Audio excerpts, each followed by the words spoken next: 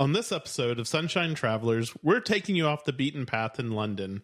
We visited the city multiple times, so this trip was all about finding something new, from visiting the fictional home of Ted Lasso in Richmond to catching an unforgettable sunset view from the top of the Shard. We're sharing a different side of London, beyond the usual tourist spots. If you're looking for a fresh take on one of the world's most iconic cities, this is the episode for you.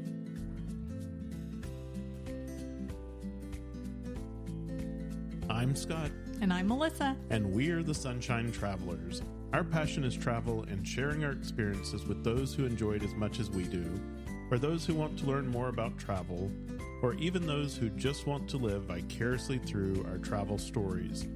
No matter where you fall along that journey, get ready to hear about our first-hand experiences as we visit some of the most interesting and amazing places on Earth. London is one of the cities we love to visit, and we've visited it many times. Melissa, I think your total's around 7 now. I'm at least 10. And we've mentioned on the show that there is so much to do in London, and it's easy to find new things to do on every single trip. Yeah, we've said that, you could live there and not ever go and see everything and do everything. And I think you would come up with your favorites. But even if you just...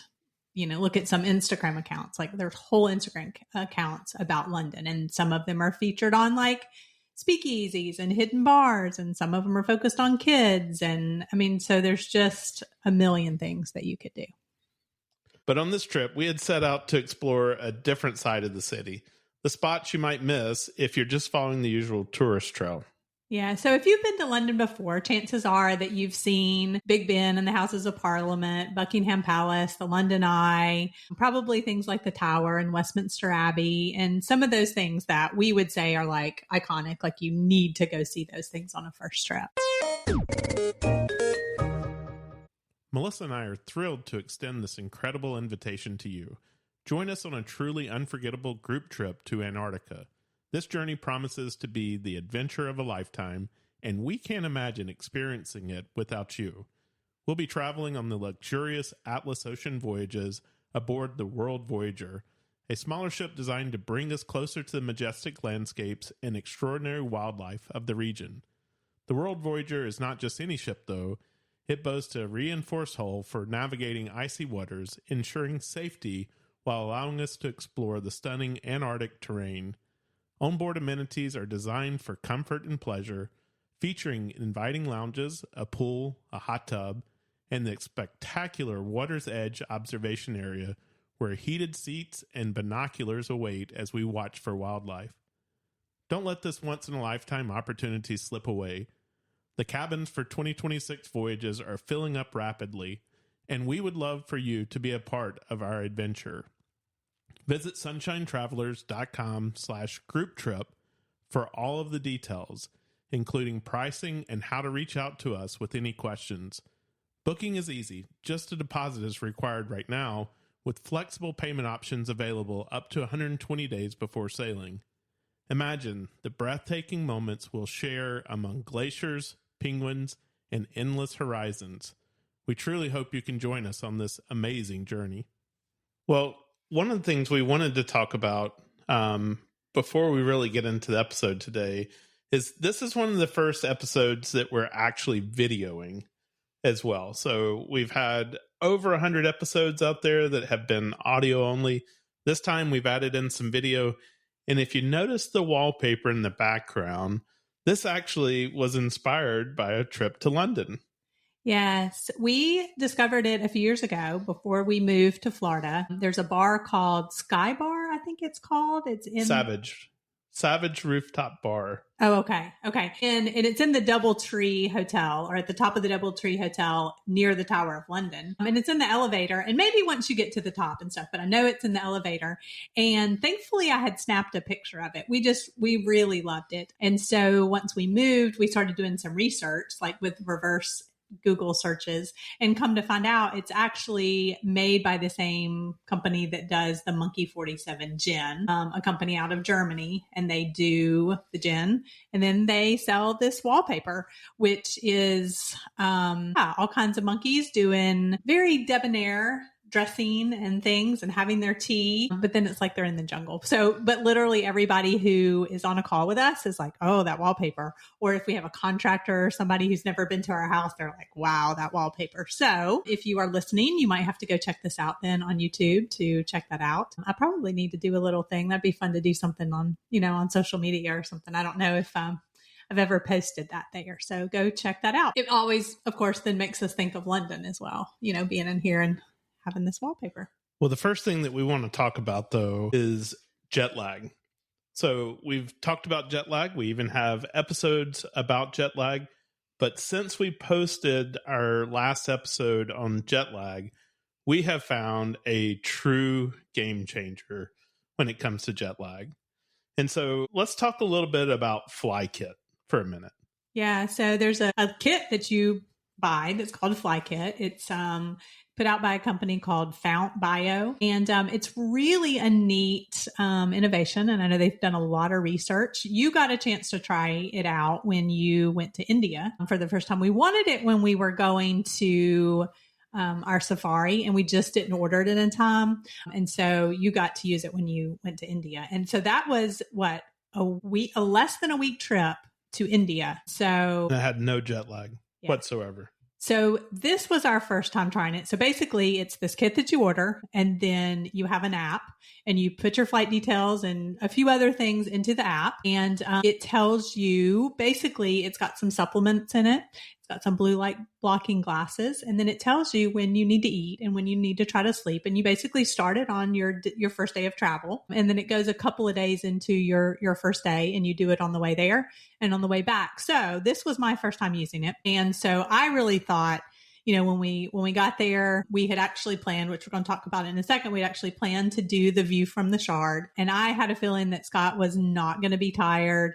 And then that I was just going to be exhausted, but followed that process. We got to the hotel. We got to check in early, get a shower, change clothes. I did not feel the need to lay down at all. It was incredible to land in a place and feel like nothing has changed. And just hit the ground running. I was so impressed. Not going to want to ever do a trip without this Fly Kit. We're going to talk more about Fly Kit later.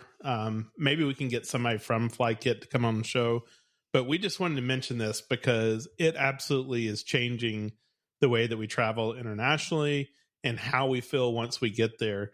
Yes, I still believe that the app that you use with the pressure points, I think that works, but I don't think it works as well as this other thing. So we'll talk more about it later. But, when we arrived at Heathrow, one of the things that we wanted was the fastest path to get from the airport into the city.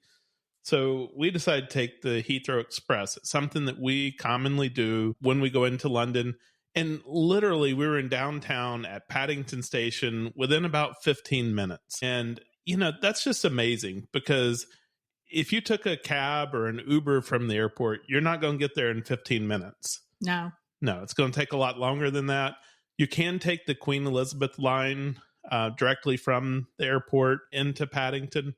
But once again, you're not going to get there in 15 minutes. I think the Queen Elizabeth and maybe the Piccadilly or something like that, but they're not express. Like they're going to stop at all the places. Yeah. So you take this Heathrow Express and it literally has you at Paddington Station in 15 minutes. Yeah. It was incredible. That is the fastest that we have ever done. All the gates were electronic. And let me remind you that if you go to London, the UK, and you are landing and going through immigration, you're going to need that UK travel authorization. Go to UK ETA and look that up. It should be like about $12, so don't pay a lot for it. But we didn't ever talk to anybody. Like it was automatically on your stuff. We scanned it. We went. Our luggage was, there at baggage claim. We did check a couple of things because we were also going to Iceland and we had more stuff than we could just carry on. But literally, I couldn't believe how quickly that we were at Paddington. So I highly recommend this. It's like what, $25-$30 a Yeah, it's person, about $25, something like that. You can also do the round trip. And if you book, they've changed it a little bit. It used to be if you book kind of in advance, it would be a lot cheaper. And now I think you have to look. So if you're going and you kind of know what your travel plans are, I think it's like 60 or something days in advance. You can get it for like $10 or $12. But it's just going to save you so much time after you've done that flight. I mean, you're just so ready to get there. So easy. They have a place for luggage on there. Smooth ride. Fantastic. Yeah. And I think for $25, I mean, it's just worth the avoidance of the hassle. And, you know, you get to Paddington Station. Paddington is very centrally located. You can go from Paddington to anywhere in the city. So we highly recommend that for anyone going into London. And if you get there and you don't want to take the tube or the underground from there with all your luggage, there are taxi stations just right outside. So if you want to like just not have to worry about that and, you know, get to your hotel, it's super easy to then get a cab from there. But I wouldn't do it from the airport. It's just going to take you a long time and be way more expensive. As a matter of fact, we took a cab on the way back because we took a cab when we got to Paddington. Yes. So we took a cab because the hotel we're about to tell you about, we were like, we didn't want to be, you know, rolling our stuff up out of the underground tunnel when going to this hotel. Yeah. And like I said, we had more stuff than normal just because of the trip to Iceland. I feel like a little bit more, you know, warm clothes and stuff like that. But yeah, we opted to take the cab. Yeah. So our trip into London, Melissa had arranged a place for us to stay, and she wouldn't tell me what it was, but it was at a hotel called the Lanesborough. So you want to talk a little bit about this hotel? Yeah, so we have talked about this several times, but it's been a while. But there's a TV show that we actually found, I think, watching episodes on an airplane one time. It's a BBC show called Amazing Hotels. And we just absolutely fell in love with it and came home and figured out how we could watch more of it. So the premise of the show is there is a chef from London and a British food critic, and they go to quote unquote work at some of the most amazing hotels across the world. So basically they go to like shadow some of the people who do different kinds of jobs. So sometimes since she's the chef, she's in the kitchen, but they learn about the concierge. They learn about, butler, cleaning people, just all kinds of different jobs, just depending on what the show is. And so they do this all across the world, and then they share their experience. But then of course they put them up in the room too. So they get a little bit of the guest experience too. It's a great show. But do beware. It's going to put some pretty expensive places on your bucket list. We actually looked at there's one in Iceland too, and it just didn't work out with our itinerary. And again, they do go to some really, really nice places. So we actually had the opportunity to stay at one of the hotels from the show called the Lanesborough in London. I kept this a surprise from Scott. And I think I told you when we were on the Heathrow Express and you're like, I don't have my glasses on. I can't see. And I'm like, oh my gosh. She shows me her phone and I didn't have my glasses on. I'd taken my contacts out for the flight. And so I couldn't see what she was trying to show me. This was one of the things that I just was like, oh, if we can ever figure out how to stay here. It's right on the edge of Hyde Park. So it's at Hyde Park Corner. It's like a 5 to 10 minute walk from Buckingham Palace. And it's what's so interesting is when we were watching it, they make a comment about you wouldn't know that it's a hotel, that it's kind of hidden in plain sight. As a matter of fact, on the side, it says St. George's Hospital, because it was used as a hospital for a while. When it was a hospital, they put an extra story on it. And then it closed. And it's only been a hotel for, I don't know, maybe 20, 25 years, something like that. But I have been looking at some different things where people talk about, you know, a good use of your travel credit cards and your travel points and miles and things like that. And I saw one thing where they were like, don't forget if you have the Platinum American Express that you can book there's hotels in a couple of categories and you get some really great benefits. So not only do you get some preferred rates, but you get breakfast for 2, you can do early check-in, you can get upgrades. So it can be a really great way if you don't have status to stay at some of these hotels that maybe are not part of big chains and things like that. So there's a ton of these in London. And when I saw the Lanesborough on there, I just had to go on and see, you know, what kind of what the deal was or what we could book it for. And I'm not going to say that this wasn't a splurge. And if you're not going to spend any time at the hotel, then it's not going to be worth it. But this was a great way for us to have this experience. They let us check in early. We got to have the whole day. And so, but just from the moment that you walk in, it was really everything that they talked about on the show. It was the most top level service that I've ever had at a hotel. The way that they just whisk away your stuff. And then you sit there with, and I think just immediately everybody was just so warm and welcoming. It was sunny that day. So we talked about how we had brought the sunshine, and we happened to mention that we're the Sunshine Travelers, but we talked to, and then one of the managers came by and she talked to us, and we talked to, a couple of the girls who were in charge of checking people in. So it was just, you already felt very welcome. Yeah, it was funny because the young lady who was trying to check us in, she was trying to go through the process to check us in, but everybody wanted to come and talk to us. And everybody just wanted to come by and say hello. And then after they found out about the podcast, they really wanted to hear more. And the young lady was like, okay, well, we need to come back to the check-in process and finish that. And so it's like, let you do your job. So that was fantastic. And then, of course, they walk you through. They want to show you, here's the lounge area. They have a famous cat called Lilibet. And so it's actually named after the Queen's nickname, Lilibet. And they've adopted her when she was a little kitten, really for marketing, purposes. And so we got to see her snuggled up in their, what would you call that? The library. The library room. And they showed us, okay, here's where you can come and get drinks. And we have live music, and they were having this big event going on. But then they personally walk you to your room. And we say, it's kind of like they probably have like microphones. Okay, we're on the way. We're coming, because then there's a person standing at our door then with welcome drinks. And then they show you through everything about your room, which sometimes if you've ever been through that, it's so annoying. It's like, okay, I'm just tired. I don't want to get here and whatever. But they had artwork that raised up over the TV, and they showed you all the electronic stuff. And they've taken this really old building. And while it's definitely very historic looking, it has like all the modern conveniences.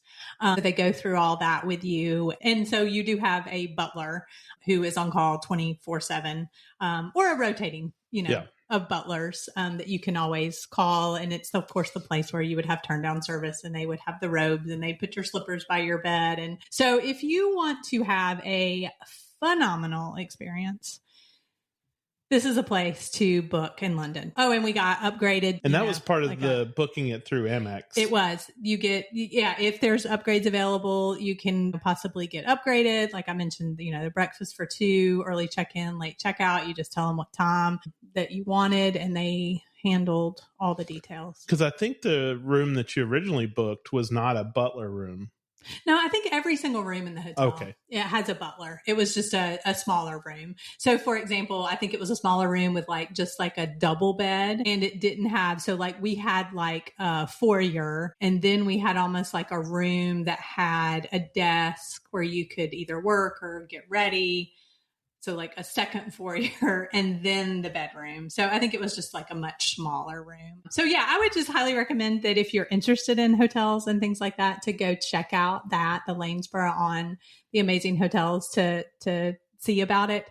But literally I think it's the people who make the experience. It changes the game. I think that will be the standard. Well, everything else is going to be, this isn't the Lanesborough. But you can also go for tea. They have a Michelin rated restaurant. They have tea. You could go and have a drink, listen to their music. So you could go and enjoy some of those things too, if you wanted to go check that out. So one of the things that was really special is because we had talked to them about the podcast and the Sunshine Travelers, and that we had brought the sunshine with us, they brought to our room one evening when we came back in. It was actually the first night. That was what was so incredible about it. Yeah. So the first night they brought us this canvas bag, which had a little piece of artwork about the Lanesborough Hotel on there and stuff like that. But then they had embroidered onto the bag Sunshine Travelers. And so it was just a great little touch. Really that they were paying attention and that extra level of service that you're going to get from a hotel like Lanesboro. Yeah. So now we have that as just like a memento. So, and then, like I said, everything else is going to be judged by that standard from now on. That is correct. We stayed somewhere this weekend that was not the Lanesboro. Yeah. All right. Well, that was our first place that we stayed in London. Unfortunately, we're not going to be able to stay there the whole time. I had to move on to another place that was closer to where the office I was working at is. But we did have, 3 nights there at the Lanesboro, and it was absolutely amazing. Now, let's talk a little bit about some of the off the beaten path experiences that we did. So we have become big fans, I should say, of the Apple TV series Ted Lasso. So we weren't like early adopters of this, so we were able to like binge the whole thing. And obviously many of you are too, because they just announced that it will be a season 4 of the show. So we're really excited about that. It's just a really fun, kind of heartwarming show. So you can take the underground down to Richmond, and Richmond is actually kind of considered part of London. It's not very far. It's like from where we were, it's like a 25-minute ride. If you were closer to like the Tower of London, it would probably be closer to an hour, but still it's really easy to get to. And so that's the location of the TV show where Ted coaches the fictional Premier League football, the AFC Richmond team. Yeah, soccer for the rest of us here in the US, but their football club. There's not an official Ted Lasso tour, or at least we didn't see one out there. However, we went on ChatGPT and asked it to help us create a walking tour so that we could see some of the locations that are used in the show. So Melissa got on there and she asked it to come up with some locations that are used in the filming of the show, some of the key points, and then to put that into a walking tour. And so it gave us a good little itinerary that we could use then to go and try to find some of these places from the show. Yeah, at least the places that were right there in Richmond. So some of the football scenes are a little bit further out. So you would either need to take a bus or if you had a car or something like that. So we just stayed in that area right outside of downtown Richmond, which is all walkable from the train station. And it was a gorgeous day again, and they were so happy. And it was a Sunday as well. And so a lot of people then were, off work. And so we took advantage of the day and enjoyed it like a local. So in addition to then going to, if you follow the Ted Lasso, going to the kind of the main street where the pub is and where his door supposedly was, there's actually a Ted Lasso store there now too. Unfortunately, the pub was under scaffolding. It does have a different name, and then they had painted that door a different color. But it's kind of fun. And what's also was fun is that you think, oh gosh, it's going to be just these Americans. But there was a lot of people, locals, right, who were like, oh, Ted Lasso this and that. So that was fun too, right? So it's not just, Americans going to see that. But like Melissa said, after we finished the Ted Lasso tour, we wanted to just kind of hang out. And it was a lovely day and just really experience it the way that the locals do.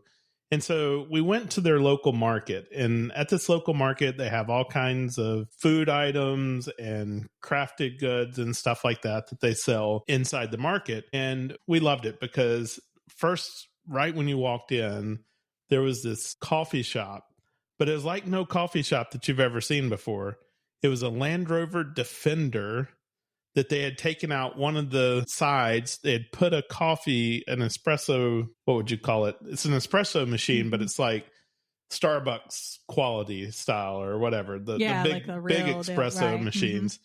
They had put that into the side of the Defender. And so you could walk up and get your coffee right there. Absolutely amazing. I love Land Rover Defenders. I've talked about going over and buying one and bringing it back before, and then to see how they turn that beautiful vehicle into a mobile coffee shop was really cool. And it's something that if you're local there, you actually can rent and have them come and set it up for your event or whatever. Yeah, and I'll tag them, or I'll put them in the show notes, at least their Instagram, and then you could contact them from there and see where they're going to be, because they do different events and she does different markets like this. And she said she just combined two of the things that she loved into that coffee shop. And there was quite a line for it too. So it was neat. And then I had also seen, and the way I found out about this market was actually from social media, I think like on the way over or right before. And I had seen, I guess it's a creme brulee donut that has become quite popular. And I happened to see that they were going to be at that market. So we thankfully got there in time to grab one of those, because I think he sells out. As a matter of fact, when we were getting our coffee, he brought the proprietor of the coffee one of those, and he was like, "Hey, I'm almost out, so I wanted you to have one." So I just thought that was really neat. And then they had, some different local goods and stuff like that. So, and then we kind of made our way back. So part of the town of Richmond is situated on the river Thames, but it's a lot smaller and narrower at that point than you see in downtown London. So there was the kind of this big stair, grassy area. There's a boat on it that you can, that's just docked there that you can eat, ice cream everywhere. And there's also a very famous pub that, well, I guess we should mention too. So the Thames is a tidal river, right? So because of where London is situated, the tides vary greatly.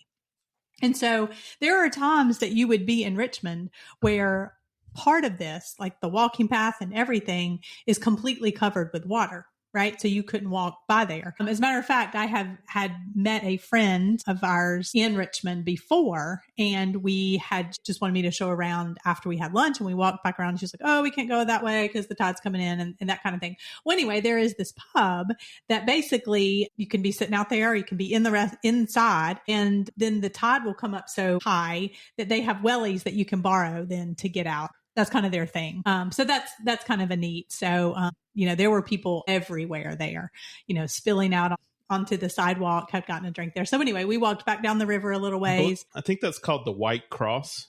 I think so. I'll put that too, and kind of a link to that mini Ted Lasso tour and kind of how to find a few of those things, because that was a lot of fun as well. And then that pub, and then we walked through the park a little bit, and then we came back around. So what we did mention is, so the Richmond Green is in the film and they are in the TV series, and then of course the pub.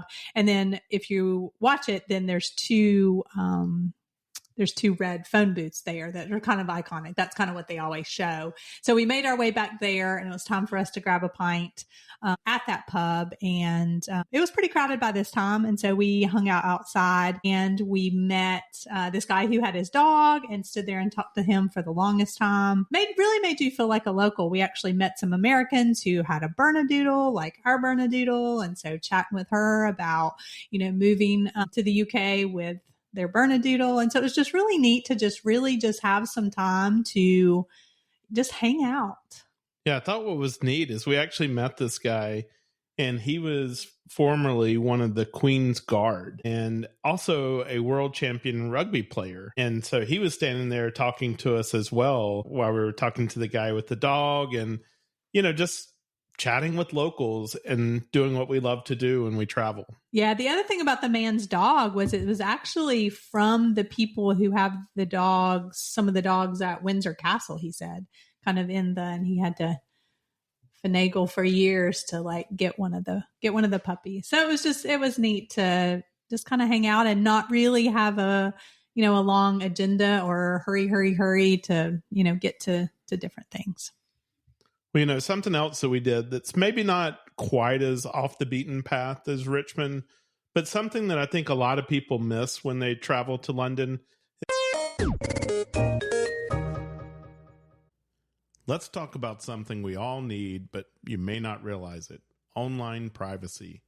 When you're traveling, you might want to conserve your data plan and connect to the hotel's Wi-Fi, or you're at a coffee shop and you need to check your email, bank account, or just want to scroll social media while you sit there and enjoy your cup of coffee. What you may not realize is that public Wi-Fi connection isn't secure, and the bad guys can get access to your passwords and other information. You need to install ExpressVPN, or Virtual Private Network.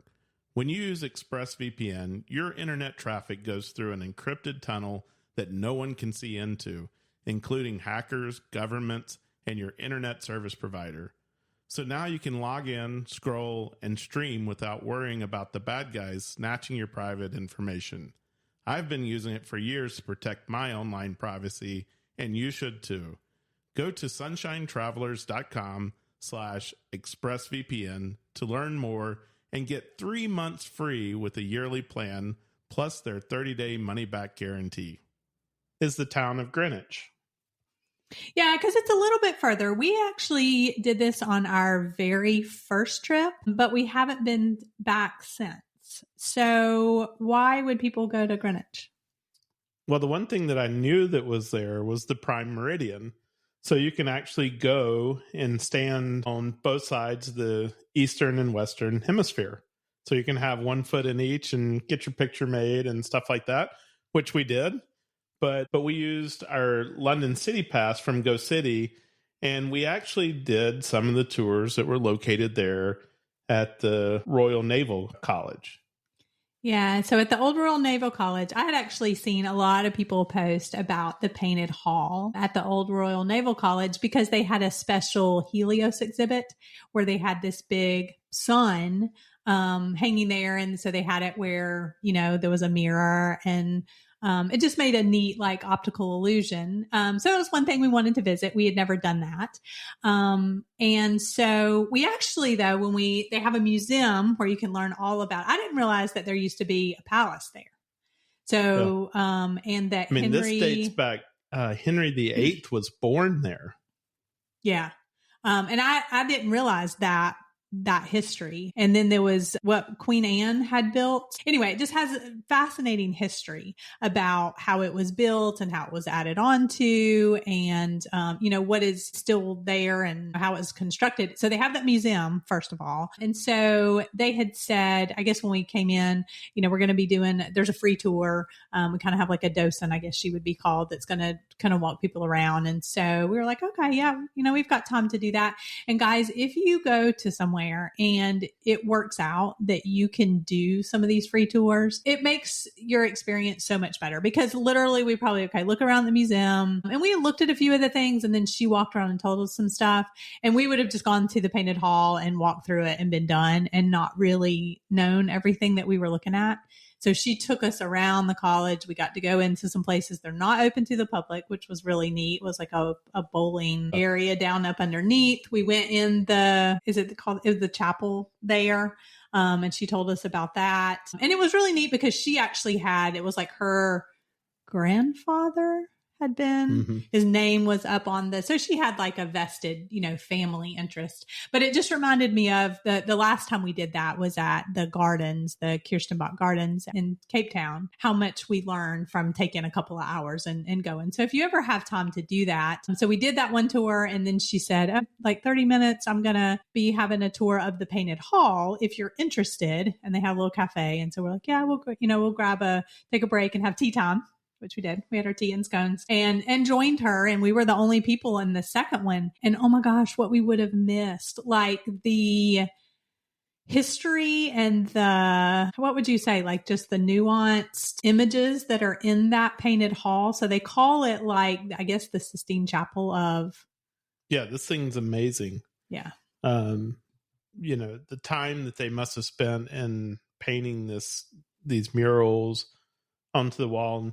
Matter of fact, I couldn't tell at first, was this, they had done kind of because in some of the old places and the old palaces, instead of going back in and putting all the time and money into restoring the columns and stuff like that, they're just kind of painting them onto the walls now. We've seen that a few different places. It's cheaper to maintain, not as much cost in restoring it. But come to find out, all of this was original. And it was all painted that way from the very beginning. And so that was just a really neat treat. And then, some of the characters in the paintings, she told us the stories behind them and things like that. And so, we would have missed, we would have just not, known really what we were looking at. So yeah, the Helios was neat. We got those cool pictures that everybody put on social media, but I think just taking the time to really see it and understand what you were looking at. So in Greenwich, you can also do, of course, the Cutty Sark, the boat. You can go to the observatory. And the cool thing about that city pass is all of those things then would be included. And the other thing we recommend that if you go down to Greenwich is to take the Uber boat down there. It's the Thames Clippers, and now it's the Uber boat by Thames Clippers because it's just like sponsored by Uber. And you can, and it is on that pass, but you can also just use your phone or your credit card or whatever and pay as you go, like you would on the underground as well. But it's a neat way. So if you take it from, let's say, the London Eye or up that way, it actually goes under the Tower Bridge.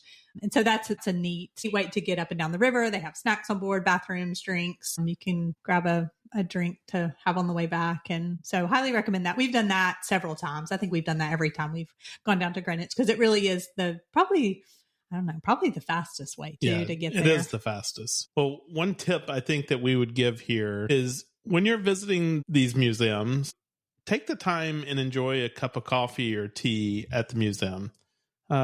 We have found that they're really well-ran little coffee stations or tea places.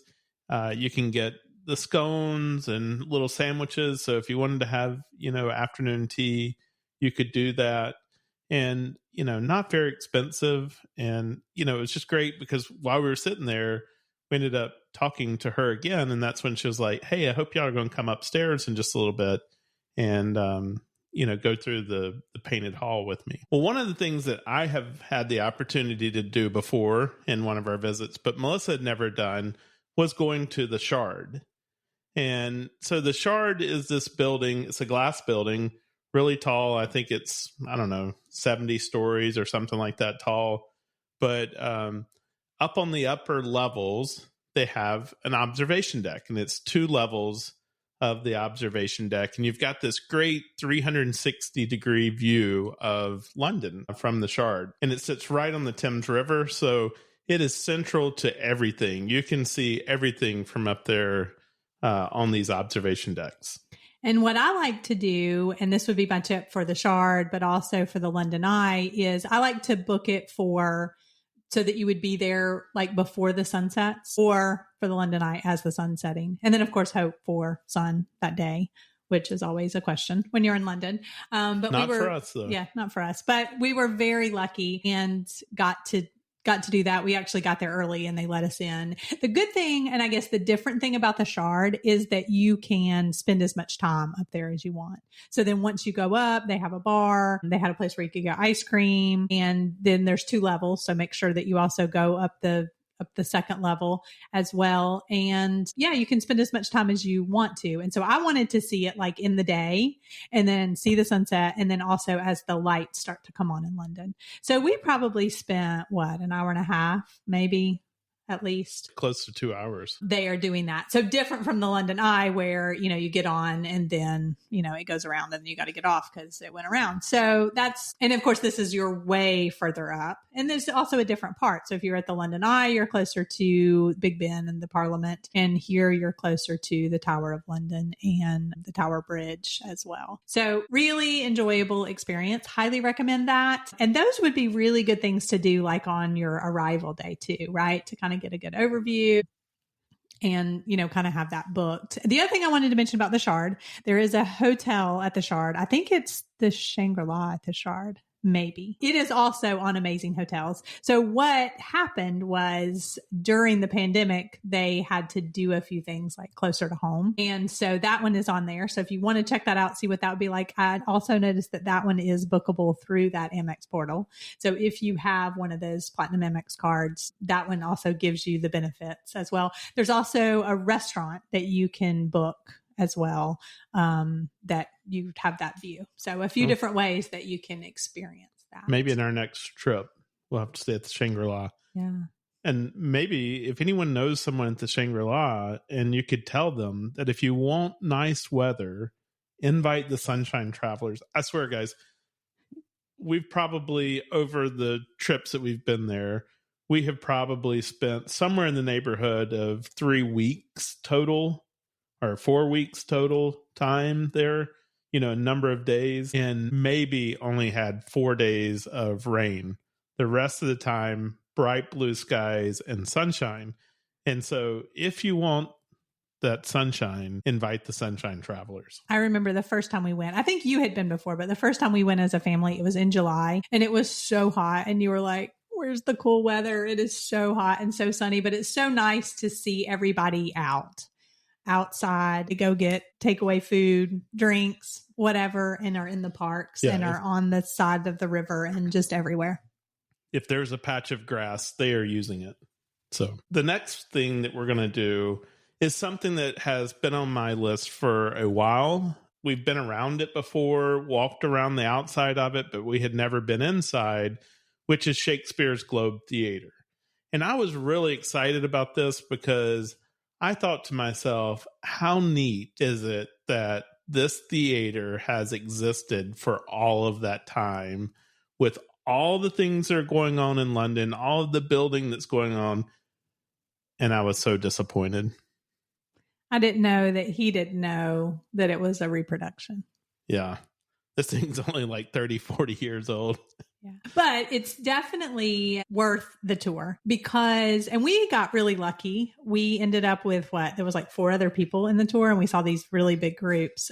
We also used that city pass to book this or to go and do this as well. Guided tour. He was so knowledgeable, obviously, of all the things. And I would say that if you ever want to go see a show there or before you go see a show there, unless you're just like an expert in Shakespeare or you remember all the things about Shakespeare, to go and do this tour first because he explains the different, like how much it costs to get in and what that meant and, where people, stood and how and why these plays were created and just the thought process and how that was built.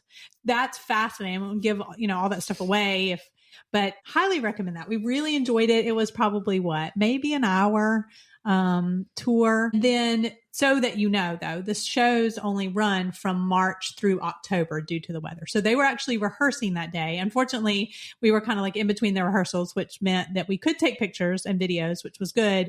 But then we didn't actually get to see them rehearse. He was like, okay, we gotta can't wait any longer. We got to finish up this tour. So March through October, they run different shows. They do have another indoor theater that they run during the winter that's run by the same company. So that would be neat. So I think that would be on the list. Now that we've done this, it would be neat to then go back and see something that was of interest, to us too.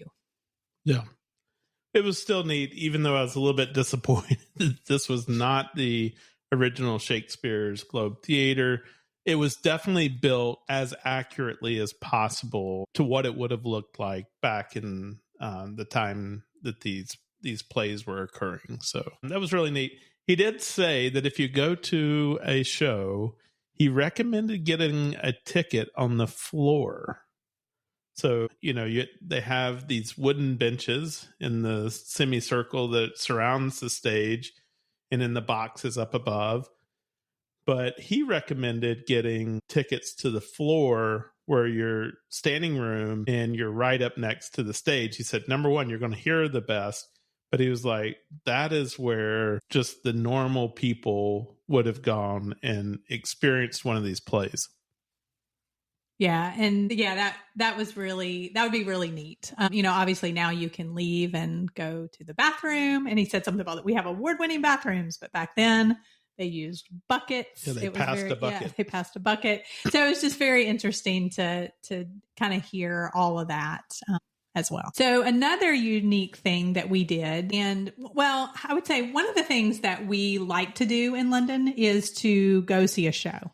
So that's one of those things, like I would say, like if you go to New York, a lot of people want to go see a show. Same thing in London, right? In West End, and go see a show. So we have gone to see things like... We saw Kinky Boots. Yeah, we saw Kinky Boots there. We also saw Hamilton. I had seen it before. Scott hadn't had a chance to see it. We got last minute tickets one time. And oh my gosh, I never thought about how hilarious that would be to see King George III, in London and hear from that crowd. Fantastic. Just really funny. So anyway, because it gives you a different perspective. I think Kinky Boots as well, just because the setting and stuff like that. Okay. So this time we wanted to do something different.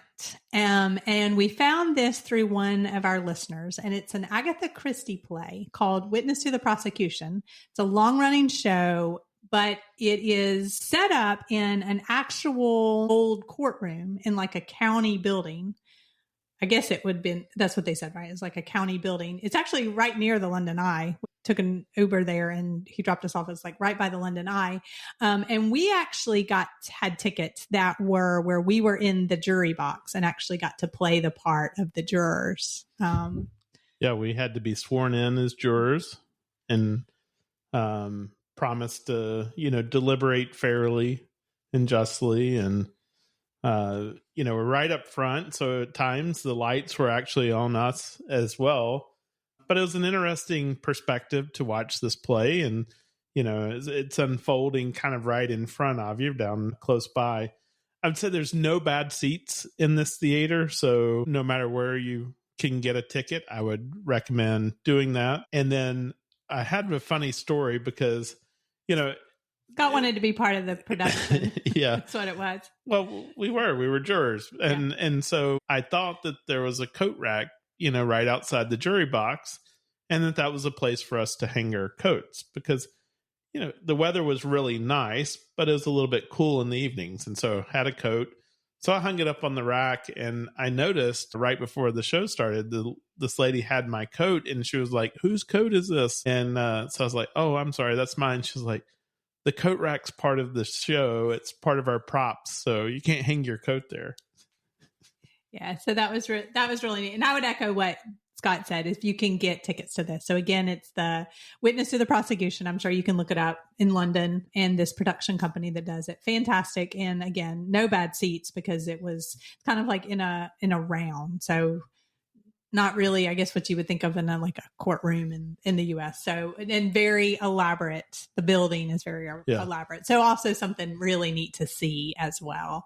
Most people go to the theater district, which we highly recommend, but this is something very different and very unique. So I would highly recommend looking that up. And then finally, we just kind of want to end a little bit on the dining aspect. We've always enjoyed the dining scene in London. I don't know why I had in my mind many years ago that, food in the UK in general was just kind of bland, not a lot of seasoning. I had heard that. I think a lot of people have that perspective, but we've had some of the best food ever while visiting London. Yeah, and I actually enjoy eating at the pubs. If you're there on a Sunday, highly recommend. You probably need reservations, but go to a Sunday roast. As a matter of fact, the place in Richmond, we debated about we weren't sure what time we would be there until, and they didn't have any tables available. So that's why we just got a pint and, went and did somewhere else. But highly recommend, or even just anytime, after lunch or dinner, just don't wait too late because a lot of times the kitchen closes mid-afternoon and then it closes at 6 or whatever. So just pay attention to that. But, fish and chips or, a traditional pie or anything like that. And then Sunday roast on Sunday as well. But funny enough, we actually did not have any traditional food on this trip. Traditional British food, I guess I should say. We didn't. So there are other things that we like. We always like to seek out Indian, Pakistani food. We like to go have Chinese food in Chinatown as well. And the other thing, if you're worried about food allergies or intolerances in London, don't be, because they're very sensitive to it. You can find lots of places that are vegan, dairy-free alternatives. I think they were the ones years ago that started it was no upcharge, at a Starbucks even, to get oat milk or coconut milk or all that. And they don't, have an upcharge for that. So they're very sensitive to that. Yeah. Matter of fact, we went to Dishoom, which is an Indian restaurant. And Melissa and I both have some intolerances or food allergies. And so it was funny because we had ordered, and one of the things that I'm allergic to is aubergine or eggplant. And I had saw where it was on the menu, but that wasn't what I was ordering. I was staying away from it. But because we told her that I had this allergy, she went back and asked the chef. And then he came back with this whole list of things I couldn't have because it was cooked together. It was like they fry the eggplant, and so then they fry the other stuff in the same oil. Something that people who have like a shellfish allergy, like you have to think about and be careful of. Kind of the same thing, which is odd, I guess, a little bit. Like there's not a lot of places who'd be like, oh, you can't have all this because it's. And I was trying to explain to them that it's only if I eat the eggplant that it becomes an issue. But they were adamant that I couldn't have that because they couldn't guarantee that there was no eggplant in the dish that they were serving. And so it was interesting, but it just makes you feel good because they're very sensitive about it. And, you know, if you have an allergy, all you have to do is make sure that they know, and they will definitely take care of it. Yeah. We also always enjoy going to Chinatown and just picking a place and getting the Peking duck when in London. I don't know why that's something in London for us other than that there is a Chinatown in London. Well, and then they have, because it's like a different process, like it's the roasted duck and you pick out how much you want. As a matter of fact, did we try to order the whole one? Well, or we tried to order a half? And he said it was too much. Yeah. He was like, that's going to be too much. And he was right. But they serve them with these little, they call them pancakes, I guess, but it's just like flat. It's almost like a little tortilla. Yeah, like a wrapper that you put them in and it has the sauce. I think just because we don't have something like that near us, and the Chinese restaurants that we do, like they don't have that, right? It's just kind of like your traditional fare. So that's just something that we end up doing as well. And then we also had Chinese again. So if you visit Harrods, got to visit Harrods shopping, but for dining too, we've actually had some good meals. There's a pizza place that's good, like on the second or third floor, but in the very bottom floors, there's a food hall where you can do like takeaway stuff. But then there's a place where you have a few restaurants. So they had like a hot dog place, and they had, I don't know what else, dim sum place for Chinese, and then a few other places. Ramen place. A lot more, I would say, elevated. But that's just kind of a fun experience as well. And one tip I think that we want to add here is go to the concierge at your hotel and ask them to recommend a restaurant that mostly only locals know about. And we had a great experience with that at the Lanesboro. It was one of those things where we were looking for some Indian. And he said, I know a place. It's not Indian. It's Pakistani, but very similar. And he's like, only the locals will go there. He's like, no one else knows that it even exists because it's kind of tucked away. And sure enough, when we got in there was like 10 tables and it was phenomenal. Yeah. Family run. Yeah, just absolutely fantastic. But I would say the other thing is make sure that you like you understand and you ask if you're not quite sure, because we ordered the tiki masala and then he was like, do you not want any curry? And so not realizing, right, that it wouldn't have the sauce. So just making sure, little things like that, which of course, I mean, we could have ordered it later and brought it later, but that you understand the difference. But just fantastic, just a very good restaurant. Like I said, just family run. And he was right. Like he kind of told us how to get there, and then it was tucked away in this alley, and then you kind of almost like in a neighborhood. And so you wouldn't have thought it was there. And so then two other things I wanted to mention. I thought about the restaurant that's at the Shard that has that view is called Duck and Waffle. I don't know why I can remember that. I just think it's unique. So Duck and Waffle, but then also, having high tea anywhere all over London. So the Lanesboro is one that's like absolute, very famous in addition to the Ritz, but the Lanesboro also has right now, if you're listening to this, around the time that we release it, they're doing a Bridgerton afternoon tea. So if you're a Bridgerton fan, you can book that as well. But I would say, yeah, I mean, so many of the hotels you could book, a tea. You don't even have to go to a hotel. You can do it in a bus. Oh, yes, you can do it in a bus. So when we went before, they have adult ones and kid one. We did the Peppa Pig tea bus, and our granddaughter still talks about that. She absolutely loved that. But yeah, then you can do other ones in the bus and have Bridget's, I think, is the company that does a lot of them, Bridget's Bakery. But I can put some links to those. But that's a lot of fun to do the tea and then see like the main sites. But any of the hotels, especially if you're wanting to check out, some of the hotels as well. That'd be a great way to spend some time in one of them. Well, I've got to ask, what was your favorite thing on this trip? My favorite thing on this trip was staying at the Lanesboro. Easy. Yeah. I kind of thought that. Anything that you would have done differently on this trip? Not staying at the Lanesboro the whole time. Yeah. That would have been hard for you to commute all the way down to the... Yeah. I probably could have gotten over that, but anyhow. Well, let's talk a little bit. We always include on destinations is what do you need to pack for this trip? So definitely good walking shoes. And most people wear, some kind of sneakers or something like that. Even people who are, walking to work and stuff like that. So definitely something that you feel comfortable walking a lot in. Yeah, I noticed even in the office, like ladies would wear their sneakers in and then they would have their shoes for the day in their bag. And then before they got ready to go back, they would change back into their sneakers or their trainers, as they call them. That's true.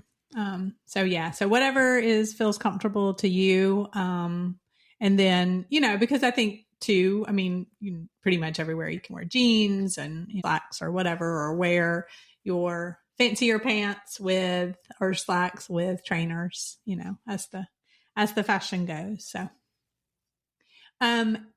bring along a raincoat, umbrella, maybe rain shoes, and then maybe it won't rain because that's what we always do. Had my umbrella in my bag that never came out. I did wear my rain boots one day. I have a pair of like the low hunter boots, and they're kind of heavy actually. And Scott laughed at me. He was like, "Where are you wearing those shoes?" And I'm like, "Well, I brought them all this way." But yeah, but I think for the majority of the time, you would need something like that, so you're not miserable in wet shoes, or just be prepared for that. We said definitely layers, because during the day it was bright, sunny, warm, but then in the evenings it got kind of cool. So, progression through the day, things that you can take on and put on and take off are really important. Depending on the time of year, you might need a hat and gloves or a scarf. Just check ahead and see what the weather is going to be like. Yeah, because we've used that before, even as late as February, March as well, and some gloves for the colder days. I just tuck them in my jacket pockets, but to give you some options as well. What would you say is the number one packing tip that people need to know? No big suitcases, for sure. Because even if you're going to take a taxi, right? Yep. You've got to have room to, put people, especially if you have more than two people, because then they've got to be able to fold those seats down. But if you want to, take them on the tube and different things like that. So trying to avoid that would probably be my biggest tip. Because even you've got to have it on the Heathrow Express, even if you plan to take taxis, or depending on where you're staying, get it up to your room. And a lot of other places have small elevators too, even if. Or no elevators, and you have to lug it up the stairs. So just stay away from the big suitcases when you're traveling to London. As much as we love the classic London experiences, this trip reminded us how much more the city has to offer when you slow down, explore the neighborhoods, and try something different. From sunsets at the Shard to pints with locals in Richmond, these experiences gave us a whole new appreciation for a city we visited again and again. We hope this episode inspired you to go beyond the familiar and find your own hidden gems, wherever your travels take you. The world is full of sunshine and surprises. Make 2025 the year that you explore beyond the familiar. That's a wrap on this episode. We hope it gave you some inspiration for your next adventure. If you enjoyed the show, we'd love for you to leave us a 5-star review on your favorite podcast platform. It helps others find us and keeps the travel conversations going. Don't forget to follow or subscribe so you never miss a new episode. And come hang out with us on Instagram or Facebook at Sunshine Travelers Podcast. That's Travelers with Mel. Most importantly, share this episode with a friend. You never know, they just might become your next great travel companion.